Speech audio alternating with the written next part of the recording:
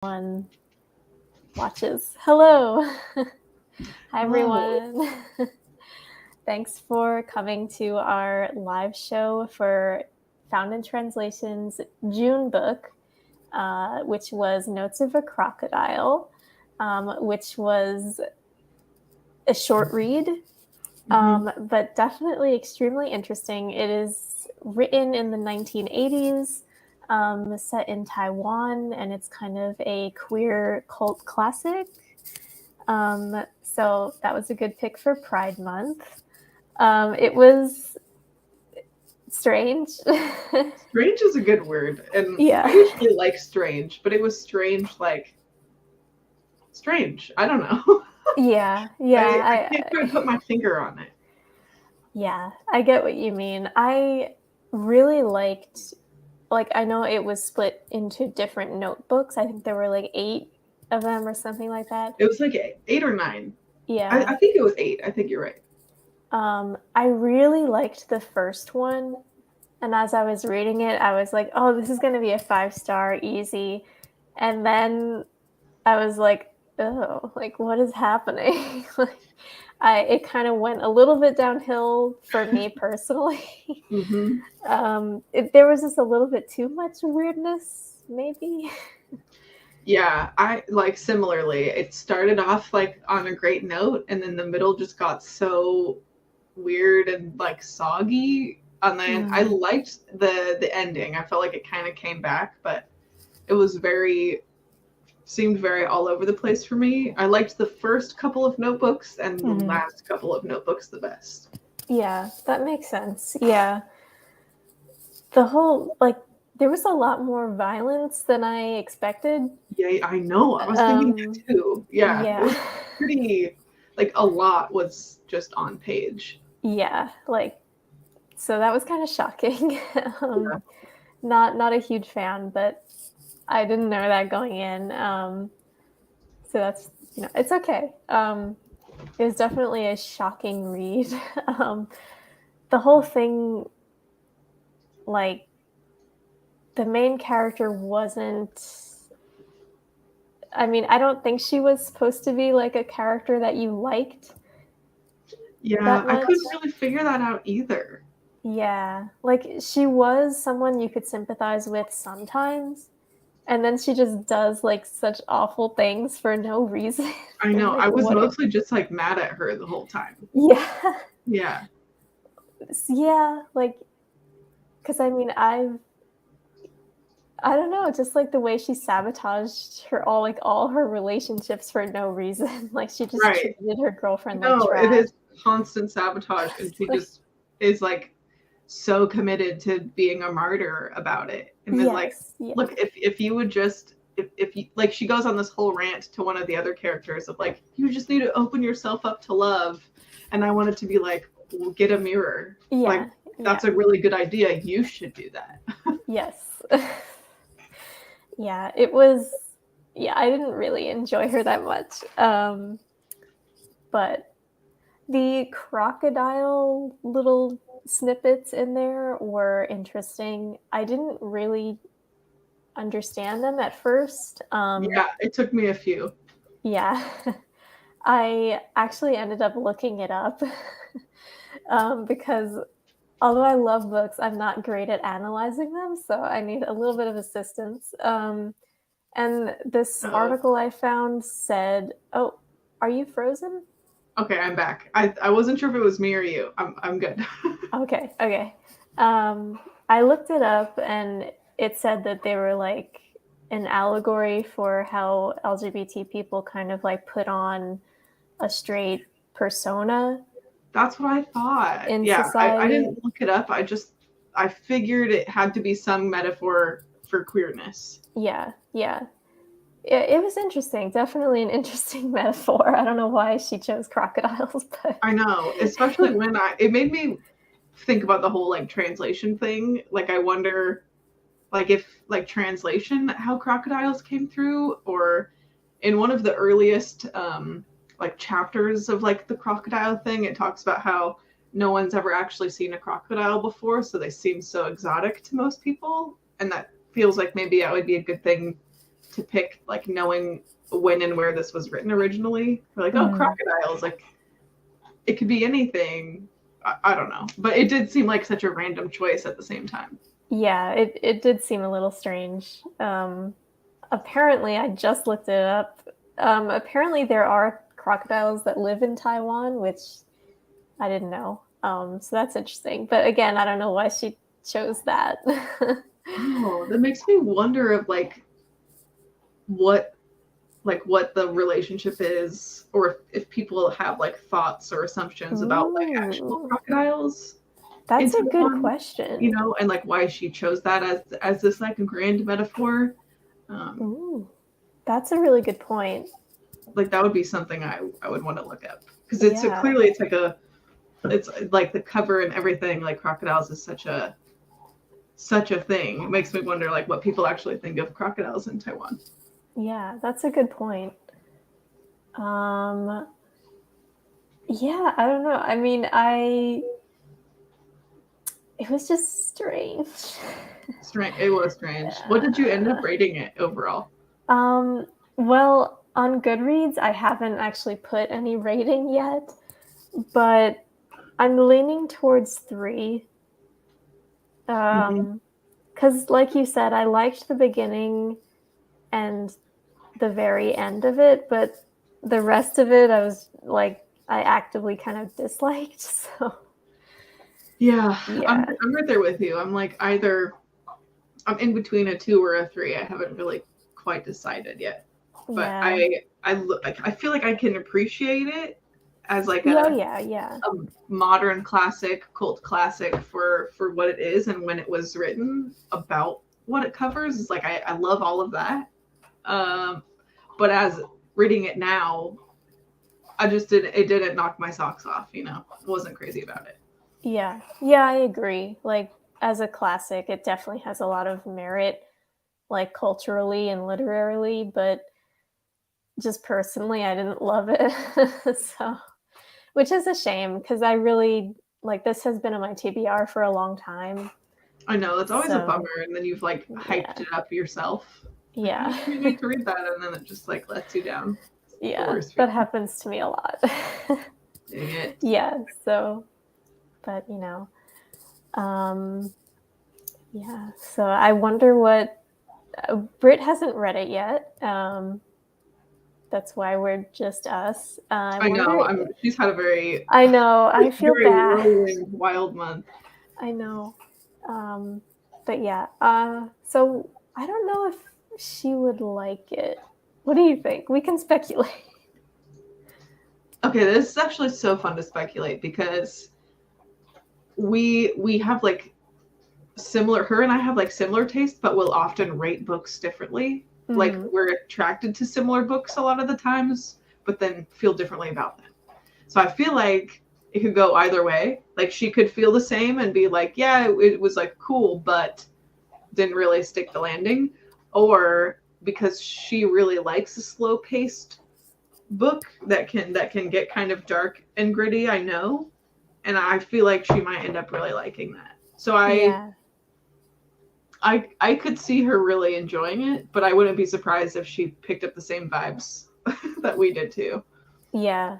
I think she might like it, but yeah, we'll see. Well, it's hard to tell, because the middle was quite slow. Lots of monologues that I feel like got a bit repetitive after a while. Yeah, there got to a point. I mean, I had to just kind of pick up my pace for a while there. It's like, how many times are we going to talk about the masculine and feminine and the blah blah blah, and the whole cycles of the various toxic relationships, just repeating the cycles over and over was really a little bit much.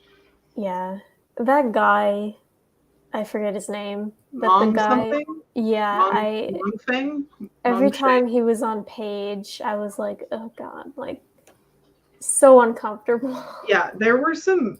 He was probably my least favorite. Like the narrator, like made me annoyed, but he really, I was like really creeped out by him. Who's was the guy that he was with? Chu Kwang? I forget. I don't have the book in front of me, so I had an ebook, but Chu Kwang was the other guy who was like in love with him in this like toxic relationship. I really ended up liking him as a character. He was who had interesting, his own issues, of course, but I had a little soft spot for him. Mm-hmm. Another 2 side characters I liked, again, I forget their names, but they were like the couple that the main character was like kind of always with after she broke up with her girlfriend. Oh. Who were like kind of codependent weirdly with each other. Yeah, that was an interesting dynamic. Tutu and someone else, like the ones that gave her the nickname. Yes, yeah. Yeah, that was a really interesting dynamic too. Yeah, they were interesting.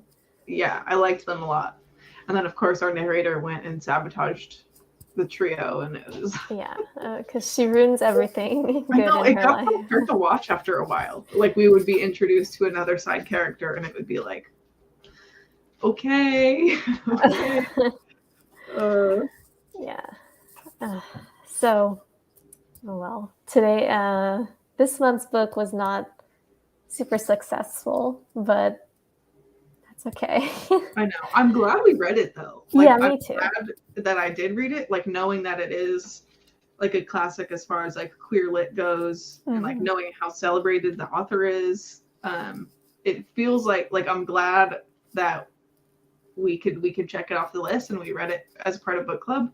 But it's not going to be on my favorite list of the year, you know? Yeah, no, not on my favorite, but not on my least favorite either. No, so exactly. That's a win. Like total middle ground kind of a read. Yeah. So, do you have any other? It's so funny because I almost said last year. Last month we didn't like the book either enough to just like not have a live show. Well, like I DNF'd. I did too. You did too. I did too. Yeah. It was just horrendous. Yeah, I couldn't. It just got the bonfire is what we're talking about now, but I couldn't do it anymore. Like, I don't even think I made it to like 60%, like barely halfway through, and I couldn't do it anymore. I tried so hard. I was like 3/4 of the way through. I can't believe I wasted so much of my life on it. It was just so bad. I know. And I feel bad saying I would get to the point, but it didn't. It like felt like it was like right on the edge, like, and it almost could have done something really great, but it just never reached it, and it was always boring. Exactly. Or we would cycle around to like weird complete side stories that didn't matter or just were really uncomfortable, and like that weird pedophile with the falcon or whatever. It was very strange. I don't know if you got up to that, but he's like, she met him like on the street, and he was like one of those falcon trainers or hawk trainers. Yeah. And he's like a grown adult, and she's like 16 or 15 at the time, and it's like, what is happening? Yeah, there was a lot of uncomfy moments. Yeah. So that was not successful either. But I know. I really think we're going to pick back up with Vita Nostra. I think that'll bring it all together. Yeah. Which is cool because that's interesting because Bonefire was Hungarian? So that's Eastern European. Yeah. And so is Vita Nostra. So we're kind of doing that again. I started reading Vita Nostra already, and I will say that yes, I am enjoying it. So I hope that everyone else good. I saw on Brit's story that she started it too today or yesterday. Yeah. I think she might like it too because I don't know. It's very weird, but like in a good way. So I would be so interested. I feel pretty confident that I'm gonna like it, but knowing that she doesn't read a lot of fantasy, I'll be very intrigued to see how she feels. Yeah. I think me and Brit's tastes are extremely different. I know I'm kind of like you and I overlap a lot and her and I overlap a lot, but that leaves you two with very little overlap. Yeah, because I forget what the book was, but when we were trying to figure out picks, and like there was this awesome sci-fi book that just looks so great, and she was like, "No sci-fi, please." I'm like, "No, that's my favorite." Oh my god. It's okay. I Agree to know. Well, disagree. I'm sure we'll squeeze some in eventually. It's just like Yes. it's just a delicate balance. I mean, to be fair, I should read more like literary and historical stuff because I do like it, but I just never reach for it. So like, this is good. Out of my I feel comfort you. zone a little bit. Yeah. So Yeah, yeah, that's what I liked about when we did that 1 month of poetry. I felt like that was out that of was cool. everyone's comfort zone, and it Yeah. ended up being so fun. So it's Yeah, nice and to we kind of all loved it too. push. I know that was like one of my favorites of the year so far. Mm, yeah. So yeah, it's nice So to keep pushing our comfort zones. yes. Yeah. So July's book is Vita Nostra. August is Violets, which is translated from Korean by Shin Kyung-suk. And September is the month that comes after August, is Isabel Allende's House of the Spirits, I can't wait. which I'm so excited for because I know you're a big fan of hers. And Yeah. I've never read anything by her, which is honestly a travesty. So I'm very excited to read it. Yes, I Yeah. feel like that's gonna be. I mean, I feel like you're gonna really jive with her writing style. Yeah, I'm excited. What books have you read by her? I've read 2 or 3. I read her nonfiction that was released a year or two ago, Soul of a Woman. Oh, yes. And I Okay. read The Japanese Lover is one of her historical fictions. Mm-hmm. I feel like I've read another one. Or maybe I own one. I think I own Long Petal of the Sea, but haven't read it yet. And then she has a new one that came out this year, Violetta, Oh, which is yes. so funny because we're reading Violets right before, and Yeah. I keep like crossing those wires in my brain. So that's like high on. That was like one of my anticipated releases, but I guess it's just the 2. That's so funny because I would consider her like a favorite author, but it's yeah, I don't know it. I've actually read more than 2 of her works. Yeah, well, I mean, she's so popular, so I'm sure there's good reason for it. Yeah. And yeah, I need to read more works translated by Spanish speakers as well, because I tend to gravitate more towards Asian languages. So yeah, I need to spread my wings a little bit. Yeah. What did I read that was translated from Spanish recently? Multiple choice. It's weird. So it's like a short read. You could read it in an hour. It's in the style of a standardized test, like a multiple choice test. And it starts pretty normal. Like I went through it with a highlighter, like I was actually taking the test, and I would like select the answers. But the point is that there's not supposed to be a correct or clear answer. And it was so weird. It was like part narrative, part nonfiction, part poetry. But that was, what's his name? Alejandro Zambra, I think. Ooh, interesting. Yeah, it was super That's strange, cool. but in the best way. Awesome. I'm gonna put that on my list because that sounds cool. Like it's a quick read, but it's like you want to take your time and like chew on it because there's so many things to think about. Like reading the way that each of the questions is laid out, because it's like the question and then the 5 multiple choice answers, and depending on the one that you select, it completely changes like the stanza or like the point of the question. So you almost have to read it like 5 times to get That's cool. what the poem is or what the point is. It's a little bit, it's definitely like out there, but it was like a really cool, unique experience. Yeah. Ooh, that's super creative. I like that. Interesting. I'm sure it was a nightmare to translate too. So there was that whole yeah, layer. that sounds like it. Yes. Yes. Okay. Awesome. So I know we kind of went on a little bit of a tangent. It's just, I don't have that much to say about the book because I didn't love it or hate it, so it's kind of hard to I talk totally feel about the it. same. But I even was thinking like, man, I feel so lukewarm about it that I don't. It's easier when you love it or hate it because you feel very passionate one way. Yeah, But it's yeah. like, I don't know, lesbian in 1980s Taiwan. College. I don't I don't have many Yeah. thoughts. Like, I almost feel like reading it didn't really add anything to my life rather than just knowing that it existed as a lesbian cult classic from Taiwan, if that makes sense. No, it totally makes sense. That's like Yeah. exactly how I feel. Yeah. I'm glad that it exists. Is kind of how I feel. Okay. Like, I'm glad that this was published 20, 30 years ago. And I understand the hype. I just don't really subscribe to the hype. Yeah. Well, I'm glad we agree. We are on the same page. I'll be very Yes. interested to see how Britt feels. Yeah, I am very interested. And hey, at least it was short. It was. That was a quick one. Yeah. Vita Nostra is long.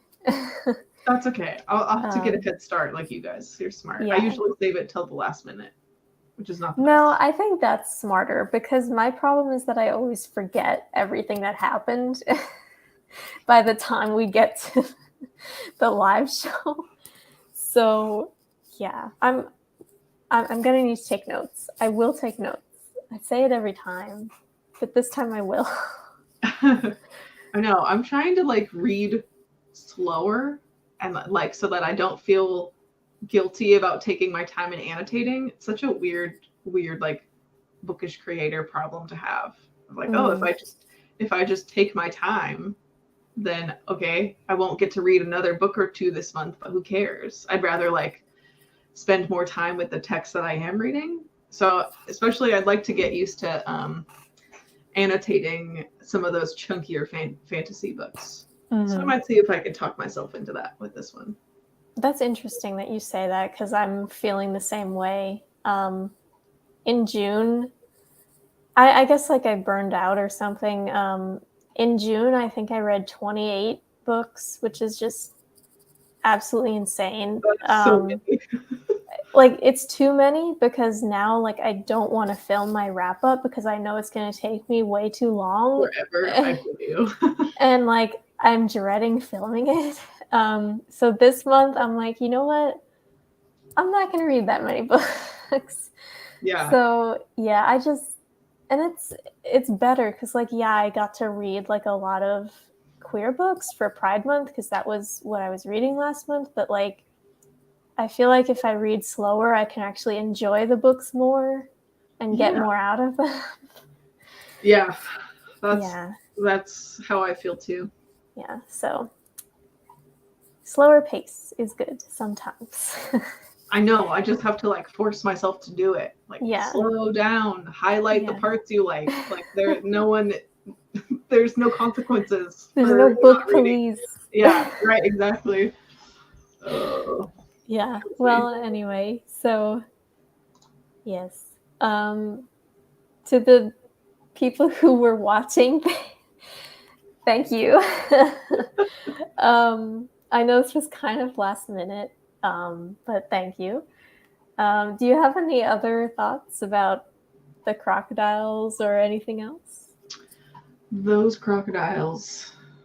I don't know. I would be interested. I might actually look up like if there's like a significance to crocodiles. Yeah, I'm interested in that too. Yeah. I would like to know because it was such in the title, in the cover, and all over the place. I'm sure there's something there, but like putting all of the little crocodile sections together, I think I would actually be interested to go deeper and like unpack the specifics of each of those little sections, because within the grand metaphor of queer people feeling like they need to put on a skin suit to present as straight, within each of them was like like what do they like to eat, and what do they like to do, and how can you spot one? Like all of those little mini metaphors within them, I thought would be super interesting.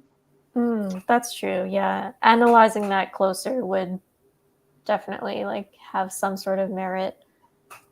Like that was the most interesting part of the book for me was Yeah, those chapters, even though they were really like strange and kind of like fever dream vibes. Yeah, they were interesting and they were fun. It took me a couple of them to just be along for the ride. The first few, I was like, oh, actual crocodiles? But no, I don't know. It was just weird. Yeah. No, they were a welcome break from the main character. Yeah. And her whining. Chaos. Yeah. All right. Well, thank you for joining me. Oh, anytime. Vita Nostra, is that going to be on Brit's channel? Because the last one was on off the rotation because we skipped Bonefire. Oh, right. I just lost place of like where we were at. I don't remember. Either Brit or me. It doesn't. Okay, yeah. Yeah, one of the two. I just can't remember. Yes. All right. Well, we will update the Discord when we figure that out. And hopefully all three of us will be back next month, the first Tuesday of August, to talk about Vita Nostra. Yay, can't wait. Okay. Thank you. Bye. Bye.